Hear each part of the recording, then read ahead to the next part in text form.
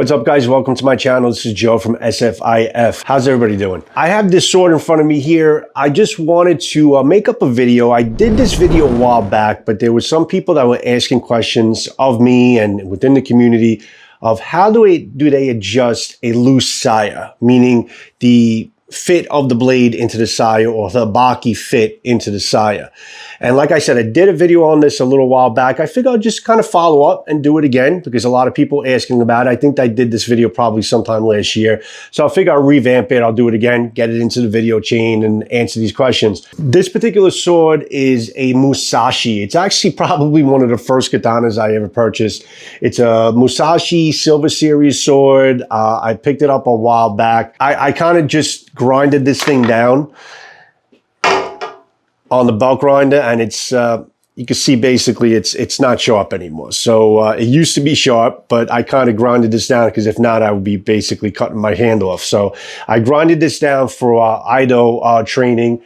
So I kind of just designated this sword for that. It's a 1060 high carbon steel. It used to be a pretty good sword, pretty good entry level sword, but that's not even why I'm making this video. But I chose to use this sword because I had terrible fit of the habaki or the fit of the blade into the saya. And I also had a lot of sword rattle. So I figured, you know what? Let me pull out this sword and let me actually fix this and show you how I did it. So if anybody has any questions about having, if they have that problem of having a loose saya or maybe some rattle in the saya, I'll let you know what I did to get it fixed. This is exactly how the sword was, the state that the sword was before I started. You can see what a horrible, horrible fit. It won't stay in place. It's not only unsafe to have the sword, and you hear the sword rattle. It's not only unsafe to have the sword in this state, but it's horrible to use for training. It's unsafe, and it's just plain annoying. And it makes a relatively quality sword that you may have look like a very cheap sword, even though this is a cheap sword. But you can make it look like a quality sword by making this adjustment and having a good fit of the habaki into the saya. So you can see here, you have the a raw Koiguchi mount. Obviously, it wears in time, so you definitely need to make this adjustment the more you use your sword. So you see I have the bottle of Gorilla Glue. You could get a big bottle, small bottle, whatever it is, as long as it's the original Gorilla Glue that expands when you put it on. It has to be that orange Gorilla Glue, not the clear one, because it doesn't work the same. Okay, guys, so we've fast forward to the present, and this sword is adjusted. The crazy glue, the Gorilla Glue, which is this guy here, it actually dried up. And a lot of people ask me when I tell them I use Gorilla Glue, the wrong impression that, they're gluing the sword into the saya, which is obviously nonsense. So what happens is with Gorilla Glue, when you apply anything on Gorilla Glue, if you know the properties of how it works, Gorilla Glue, when it hardens, it expands to about 2 times its size, sometimes up to 2 times its size. So you have to really only put a very thin film, which I'll actually show you. Okay, so this is the Koiguchi, the mount. Now you can barely see the Gorilla Glue in there because you put a very, very thin film. As you can see, I basically I found a good way to using chopsticks, and you kind of just dab a little bit on the chopstick and put it pretty much all around. Now you don't want to put it by the point, you want to put it around the mune or the spine. So you kind of just take the chopstick like I showed you in the video, and you kind of just paste it all around, okay, keeping away from the point. Because you don't want it to dig into the point.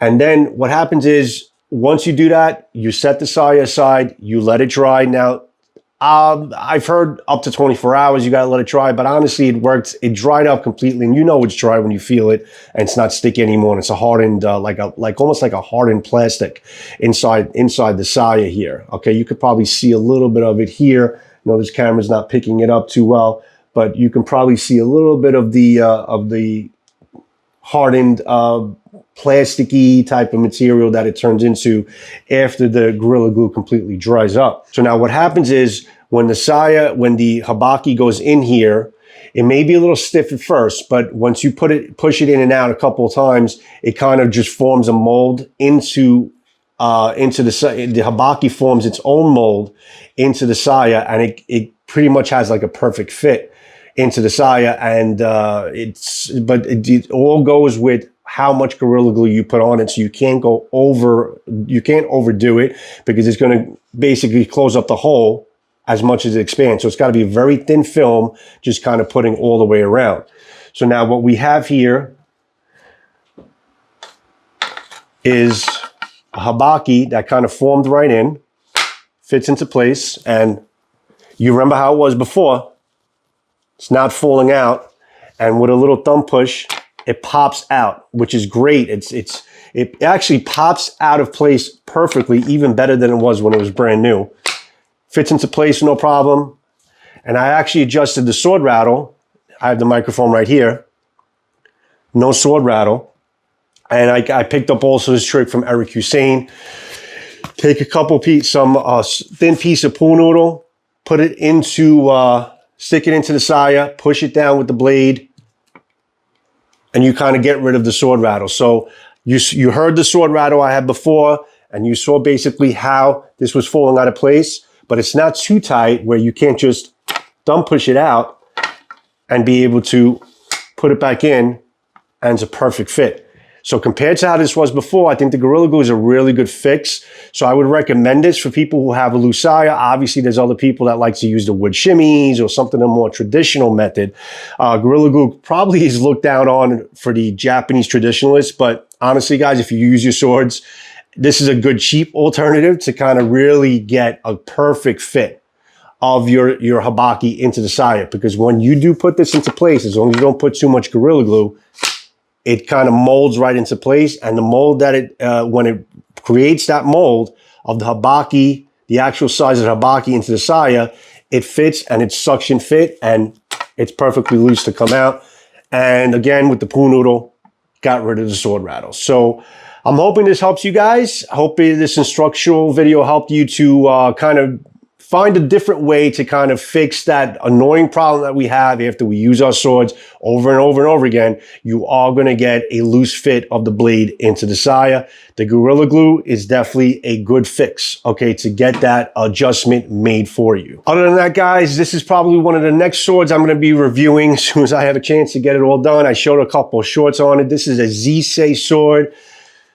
It's going to be a little hard to see because you have a lot of oil on it, but this is an absolutely beautiful polished job on the Zisei sword. Probably one of the best polishing jobs on the market. Cladham is pretty close. I'm actually looking forward to seeing some of their hard and polished jobs, but Zisei as of now is probably one of the best looking polished swords that I've ever seen. It's a very light and nimble sword, okay? It's really, they really try to approach and giving you something more of a traditional Nihanto. Okay, I won't call this a very good, hot, like a heavy cutter, but it's a nimble sword. If you're looking to practice with something or have something just that's light and nimble in your hand for some generally light cutting, this is a great option. Incredible fit and finish. Okay, that copper habaki. This is definitely one of the next swords that I'm going to be trying to get a review in, but so far so good, guys. Look at how clean that Koiguchi is. Look at the fit and finish, how everything kind of lines up and put into place. Really good looking sword. So I'm actually looking forward to showing you this Zisei sword on an upcoming review. Other than that, guys, as far as the knife that I'm carrying today, you know how much I'm in love with Rosecraft. This is the More Malia, okay, designed from CJRB and Swags. Okay, this is a knife I've been carrying today. A lot of Rosecraft knives that are also coming to my channel. I'm really excited to show you and let you know my experience with them. But they got something good going on here with Rosecraft blades, guys. And this is the More Malia. Absolutely fantastic, really fluid. Look at that detent. Okay, absolutely fantastic. Front flipper. Excellent knives. So looking forward to showing you those. So that's all I have for you guys. Hope this helped. See you in the next sword or knife video, guys. And don't ever forget our veterans. As you know, on my channel, I support our veterans, growing awareness to our veterans of hashtag 22 a day no more. Love to all the vets, and vets, you always have a place here. Have a good one, guys. Much peace and love to each and every one of you. I'll see you when I see you. Ciao.